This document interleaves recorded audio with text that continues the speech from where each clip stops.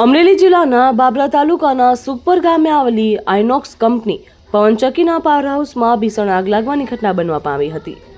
આ ઘટનામાં પવનચક્કીના વીજ ટ્રાન્સફોર્મરમાં આગ લાગતા આખું પાવરહાઉસ તેમની લપેટમાં આવી ગયું હતું। મળી આવતી જાણકારી અનુસાર મોડી રાત્રે પાવરહાઉસમાં અચાનક આગ લાગી હતી। રાત્રિના અંધકારમાં આગ જ્વરની જ્વાળાઓ અને ધુમાડાના ગોટે ગોટા દૂર સુધી દેખાતા હતા।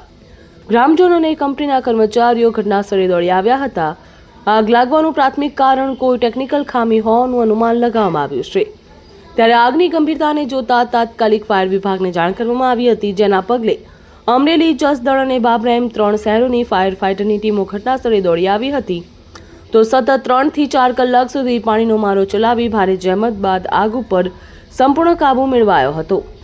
તો આ આગની ઘટનામાં પાવર હાઉસનું વીજ ટ્રાન્સફોર્મેશન બળીને ખાખ થઈ ગયું હતું અને મશીનરીને મોટું નુકસાન થયું હતું। સદનસીબે આ દુર્ઘટનામાં કોઈપણ પ્રકારની જાનહાનિ સર્જાઈ નથી। સમયસર ફાયરની ટીમો પહોંચી હતી અને નુકસાન થતું અટકાવ્યું હતું। વહેલી સવારે આગ લાગવાથી તેને ઓલાવવામાં તંત્ર અને સ્થાનિક લોકોએ રાહતનો શ્વાસ લીધો હતો। બ્યુરો રિપોર્ટ, ખબર ગુજરાત લાઈવ।